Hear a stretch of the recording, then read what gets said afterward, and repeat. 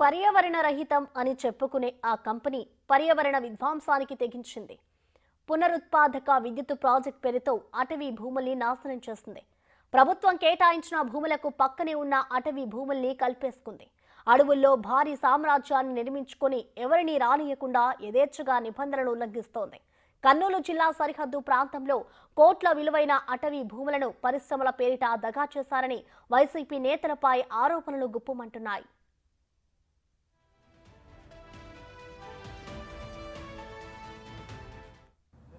ప్రపంచంలో ఇప్పటి వరకు ఎక్కడా ఏర్పాటు చేయనటువంటి హైడ్రల్ కావచ్చు లేదా విండ్ సోలార్ సంబంధించినటువంటి 3 రకాల విద్యుత్తు ఏదైతే ఉంటుందో ఆ 3 రకాల విద్యుత్తును ఏర్పాటు చేస్తున్నటువంటి ప్లేస్ ఏదైతే ఉందో ప్రస్తుతం కర్నూలు జిల్లా సంబంధించినటువంటి ఉమ్మడి జిల్లా పరిసర ప్రాంతాల్లో మనం ఉన్నాము.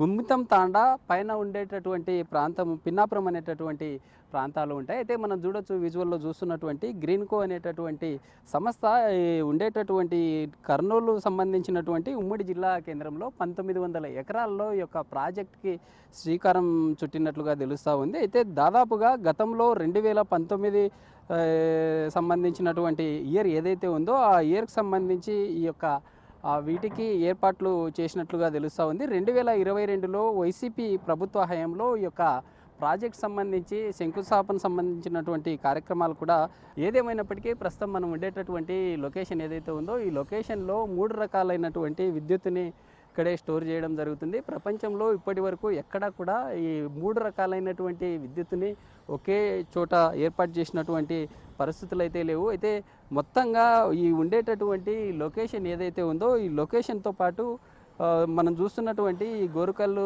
సంబంధించినటువంటి రిజర్వాయర్తో వచ్చేటటువంటి వాటర్ కావచ్చు, విండ్ కావచ్చు, లేదా సోలార్ సంబంధించిన మొత్తంగా ఉండేటటువంటి ప్రాంతం ఏదైతే ఉందో ఒక ఇండస్ట్రియల్ సంబంధించినటువంటి ఒక ఎలక్ట్రిక్ సంబంధించినటువంటి హబ్గా ఏర్పడే అవకాశాలు ఉన్నాయంటూ కూడా గతంలో ఇక్కడే ఓరోకల్ అనేటటువంటి పరిసర ప్రాంతం ఏదైతే ఉందో ఓరోకల్ అనేటటువంటి ప్రాంతంలో ఇప్పటికే వివిధ రకాలైనటువంటి కేంద్ర సంబంధించినటువంటి సంస్థలు కూడా ఇక్కడ ఏర్పాటు చేస్తున్నటువంటి క్రమంలో ఈ గ్రామ సంబంధించినటువంటి సమీపంలో బ్లాస్ట్ చేయడం ద్వారా స్థానికంగా ఉండేటటువంటి గుమితం తాండా ప్రజలు తీవ్ర ఇబ్బందులకు గురవుతున్నామని అనేక సార్లు ఇక్కడ ఉండేటటువంటి సంస్థ వారికి చెప్పినప్పటికీ ఎక్కడ కూడా పట్టించుకోలేదు అనేటటువంటి విమర్శలు కూడా వినిపిస్తూ ఉన్నాయి. అయితే ఇది మొత్తంగా ఓవరాల్గా ఇక్కడ ఉండేటటువంటి గ్రీన్కో సంబంధించినటువంటి ప్లాంట్ ఏదైతే ఉందో ప్లాంట్ సంబంధించినటువంటి పరిసర ప్రాంతాల్లో పనులు అయితే ముమ్మరంగా కొనసాగుతున్నాయి. 2022లో ప్రారంభించినటువంటి ఈ పనులు ఏవైతే ఉన్నాయో 2023 కంతా ఈ యొక్క ప్లాంట్ సంబంధించినటువంటి పనులు ముమ్మరంగా కొనసాగించి ప్లాంట్ని ఖచ్చితంగా రన్ చేస్తామని డెడ్ లైన్ పెట్టినప్పటికీ ఇప్పటికి కూడా పనులు ఇంకా కొనసాగుతూ ఈ పరిసర ప్రాంతాల్లో ఓవరాల్గా ఈ ఏర్పాటు చేసినటువంటి గ్రీన్కో సంబంధించినటువంటి ప్లాంట్ ఏదైతే ఉందో ఈ ప్లాంట్ సంబంధించినటువంటి వాటిని ఏర్పాటు చేయడం ద్వారా పర్యావరణ సంబంధించినటువంటి వాటిని విధ్వంసం చేశారు. స్థానికంగా ఉండేటటువంటి ఈ ప్రాంతం మనం ఉండేటటువంటి ప్రాంతం ఏదైతే ఉందో ఈ ప్రాంతానికి సంబంధించి ఇప్పటికే అటవీ సంబంధించినటువంటి డిఎఫ్ఓగా ఉన్నటువంటి అధికారి కొత్త ప్రభుత్వం స్థానికంగా కొలువు తీరిన తర్వాత అటవీ సంబంధించినటువంటి అధికారి పవన్ కళ్యాణ్ను కలిసి ఇక్కడ జరిగేటటువంటి వాటిని అక్రమాలు ఫారెస్ట్ సంబంధించినటువంటి వాటిలో 140 ఎకరాలు కబ్జాకు గురయ్యాయి. గతంలో ఉండేటటువంటి ప్రభుత్వాలు కూడా సహకరించాయంటూ కూడా కంప్లైంట్ చేయడంతో ముమ్మరంగా పవన్ కళ్యాణ్ కావచ్చు లేదా ప్రభుత్వం చర్యలు చేపట్టే రకంగా అయితే తీసుకున్న పరిస్థితి. అయితే ఏదేమైనప్పటికీ గుమితం తాండా ప్రజలు ఏమనుకుంటున్నారు, వారి మాటల్లో కూడా వారి సమస్యలు ఎలా ఉన్నాయని కూడా కనుక్కునే ప్రయత్నం చేద్దాం. ఉమ్మడి కర్నూలు జిల్లాలోని ఓర్వకల్లు, పాణ్యం మండలాల పరిధిలో గ్రీన్కో సంస్థ ఇంటిగ్రేటెడ్ రెన్యూవబుల్ ఎనర్జీ స్టోరేజ్ ప్రాజెక్టుకు శ్రీకారం చుట్టింది. దీనికోసం గుమ్మితం తాండా, పిన్నాపురం గ్రామాల పరిధిలో భూసేకరణ చేపట్టింది. 2022 మే 17న అప్పటి సీఎం జగన్ శంకుస్థాపన చేశారు. 5410 మెగావాట్ల విద్యుత్పత్తి లక్ష్యంగా పనులు జరుగుతున్నాయి. ఇంతవరకు బాగానే ఉన్న ఈ ప్రాజెక్టుకు అడ్డం పెట్టుకుని అడవుల విధ్వంసానికి తెగబడ్డారు. అటవీ శాఖ అనుమతులు తీసుకోకుండానే రోడ్లు వేశారు, కొండల్ని తవ్వేసి గుల్ల చేశారు. ఇదే విషయాన్ని కర్నూలు అటవీ అధికారులు ప్రభుత్వానికి నివేదించారు.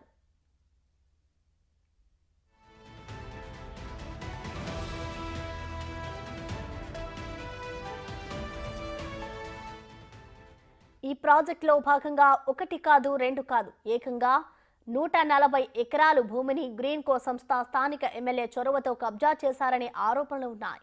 అటవీ సంబంధించిన భూములలో కేవీ లైన్ టవర్లు నిర్మాణం కూడా చేపట్టారు. అటవీ ప్రాంతంలో షెడ్లతో పాటు కంకర మట్టి ఇతర మెటీరియల్ డంప్ చేశారు. గత ప్రభుత్వ హయాంలో గ్రీన్ కో ఆగడాలపై ఎవరూ నోరు మెదపలేదు. ఈ పనులు చేపడుతున్న క్రమంలో సమీప గ్రామాలకు అనేక రకాల హామీలు ఇచ్చారు. ఆ హామీలలో ఇప్పటికీ ఒక్కటి కూడా నెరవేర్చలేదు.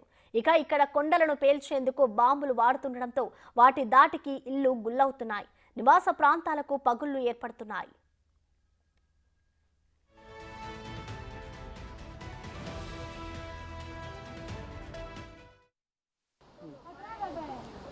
ప్రస్తుతం మనం గ్రీన్ కో నిర్వహిస్తున్నటువంటి ఈ హైడల్ కావచ్చు లేదా పవన సోలార్ సంబంధించినటువంటి ప్లాంట్ ఏదైతే ఉందో సమీపంలో ఉండేటటువంటి గుంతం తాండలో మనం ఉన్నాం. ప్రస్తుతం మనం చూడొచ్చు ఈ విజువల్ ఏదైతే ఉందో ఈ ప్లాంట్ ఏర్పాటు చేస్తున్నటువంటి వాటి పక్కనే ఈ యొక్క గ్రామం ఉంటుంది. 500 మీటర్స్ డిస్టెన్స్ కూడా ఉండదు. మనం చూసేటటువంటి ఈ విజువల్లో క్లియర్గా ఇంటి నిర్మాణం చేపట్టినటువంటి సందర్భంలో ఎలాంటి పగులు లేవు. అయితే ఉండేటటువంటి ఇండ్లు నిర్మించుకున్న తర్వాత మొత్తంగా ఉండేటటువంటి ప్రాంతం ఏదైతే ఉందో దెబ్బతిని ఈ యొక్క ఉండేటటువంటి ఈ భాగం ఏదైతే ఉందో ఓవరాల్గా బయటే ఈ విధంగా ఉందంటే ఇంట్లో ఇంకా డ్యామేజ్ అయిందంటూ కూడా ఇక్కడ ఉండేటటువంటి స్థానికులు చెప్తూ ఉన్నారు. ఓవరాల్గా ఉండేటటువంటి ఈ కింద ఉండేటటువంటి పునాది తర్వాత ఈ బేస్మట్టం ఏదైతే ఉంటుందో ఆ బేస్మట్టం మొత్తం పూర్తిగా దెబ్బతినడంతో గ్రీన్ కో సంబంధించినటువంటి వారు ఎక్కడ కూడా పట్టించుకోలేదు అంటూ కూడా తమ గ్రామంలో ఉండేటటువంటి వారు వాపోతూ ఉన్నారు. అయితే గుమితం తాండ అనేటటువంటి గ్రామంలో 100 సంబంధించినటువంటి కుటుంబాలు ఉంటాయంటూ కూడా తెలుపుతూ ఉన్నారు. అయితే గ్రీన్ కో సంబంధించినటువంటి అధికారులు ఇక్కడ తమకు గతంలో అనేక రకాల హామీలు ఇచ్చారు. ఆ హామీలు ఎక్కడ కూడా నెరవేరలేదు అంటూ కూడా గ్రామంలో ఉండేటటువంటి వారు వివరించడం జరిగింది. మనం చూస్తున్నటువంటి విజువల్ ఏదైతే ఉందో ఇది ఓవరాల్గా గుంతం అనేటటువంటి తాండా. ఇది తాండకు సంబంధించినటువంటి ప్రాంతంలో ఉండే ఏదైతే ఈ ఏరియా రివ్యూ ఉందో ఈ ఏరియాకి సంబంధించినటువంటి ఏ మిద్దెను చూసుకున్నా ఖచ్చితంగా పగులు లేవు ఉంటాయి. క్లియర్గా మనం చూస్తున్నటువంటి ఆ విజువల్లో ఏ మిద్దెను చూసినా కూడా మనం ఇందాక చూసినటువంటి అలాంటి సిచ్యువేషనే ఉంటుంది. అయితే గతంలో గ్రీన్ కో సంబంధించినటువంటి ఈ ప్లాంట్ ఏదైతే ఉందో 3 రకాలుగా ఏర్పాటు చేస్తున్నటువంటి విద్యుత్ సంబంధించినటువంటి వాటిని ఏర్పాటు చేస్తున్నటువంటి క్రమంలో ఈ గ్రామానికి సంబంధించి గ్రామంలో ఉండేటటువంటి 100 ఇండ్లు ఏవైతే ఉన్నాయో ఇక్కడే స్థానికంగా ఉండేటటువంటి ఈ విజువల్లో మనం స్ట్రైట్గా చూస్తే ఒక కొండను తలపించేటటువంటి ఓ ప్లేస్ అయితే కనిపిస్తుంది. ఆ ప్లేస్ ఏదైతే ఉందో ఎగ్జాక్ట్గా అదే ప్లేస్లో గతంలో వైసీపీ ప్రభుత్వంలో ఉండేటటువంటి ఎమ్మెల్యే అక్కడే భూమి పూజను కూడా చేసినట్లు తెలుస్తూ ఉంది. ఇక్కడ ఉండేటటువంటి ప్రాంతాన్ని మార్చి అక్కడికి ఏర్పాటు చేయాలనేటటువంటి ఆలోచనతో కంపెనీ వారు ముందుకొచ్చారు. ఇక్కడ ఉండేటటువంటి వారందరినీ అక్కడికి షిఫ్ట్ చేస్తామంటూ కూడా తెలిపారు. అయితే ఆ ఉండేటటువంటి ఆ ప్లేస్ ఏదైతే ఉందో ప్లేస్ తర్వాత పక్కనే ఉండేటటువంటి ఆ ప్రాంతం అంతా ఇక్కడ ఉండే కంపెనీ సంబంధించినటువంటి పనులు జరుగుతూ ఉన్నాయి. పనులు జరుగుతున్నటువంటి క్రమంలోనే ఆ డస్ట్ అంతా ఈ విలేజ్లో పడుతుంది. విలేజ్లో పడుతున్నప్పటికీ గతంలో ఉండేటటువంటి ప్రభుత్వ హయాంలో గ్రామ సంబంధించినటువంటి వారు మాట్లాడిన దౌర్జన్యాలకు పాల్పడినారు. ఎక్కడ కూడా మాట్లాడనివ్వలేదు అంటూ కూడా గ్రామంలో చెప్తున్నటువంటి అంశం. ఈ ప్రాంతం మనం చూసేటటువంటి ప్రాంతం ఏదైతే ఉందో ఈ గ్రామం పరిసర ప్రాంతాల్లో ఉండే ఈ ఫారెస్ట్ ఏరియా ఏదైతే ఉందో ఆ ఫారెస్ట్ సంబంధించినటువంటి ఏరియాలో కూడా అన్యాక్రాంతంగా దౌర్జన్యంగా అటవీ సంబంధించినటువంటి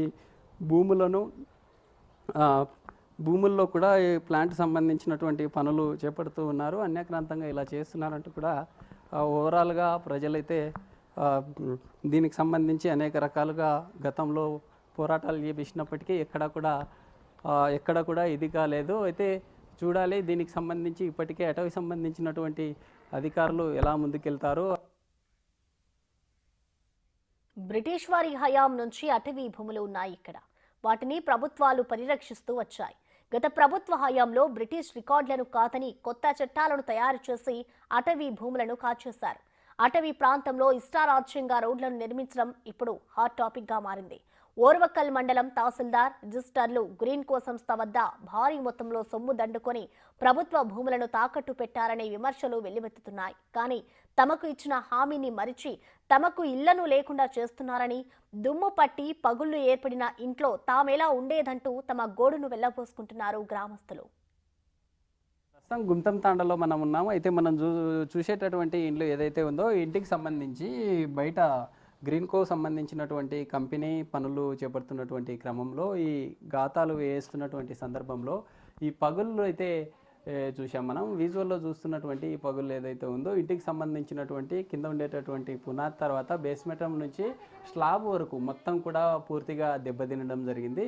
దెబ్బతిన్నటువంటి ఇంటి విజువల్ మనం చూస్తూ ఉన్నాం. అయితే ఈ విజువల్తో పాటు ఇక్కడ ఉండేటటువంటి ఇండ్లు స్టార్టింగ్ నుండి ఎండింగ్ పాయింట్ ఏదైతే ఉంటుందో ఆ ఎండింగ్ పాయింట్ వరకు కూడా పూర్తిగా ఉండేటటువంటి ఆ బాక్సులు ఉండేటటువంటి ఆ ప్రాంతం అంతా దెబ్బతినడం ఇబ్బందులకు గురవుతూ ఉన్నాము. గతంలో ప్రభుత్వంలో ఏర్పాటు చేసినటువంటి ఈ గ్రీన్కో సంబంధించినటువంటి ప్లాంట్ ఏదైతే ఉందో ప్లాంట్ వారు తమ గ్రామాన్ని వేరే చోట ఏర్పాటు చేస్తామనేటటువంటి హామీ ఇవ్వడం జరిగింది. ఎక్కడ కూడా ఏర్పాటు చేయడానికి చర్యలు చేపట్టలేదు అంటూ కూడా వారి తీరుపై అయితే మాకు సోలార్ పడినప్పటి నుంచి మాకు ఏ అవకాశం లేదు. కట్టిస్తామని అంటున్నారు సోలార్ వాళ్ళు, ఇప్పుడు వరకు కట్టియలేరు.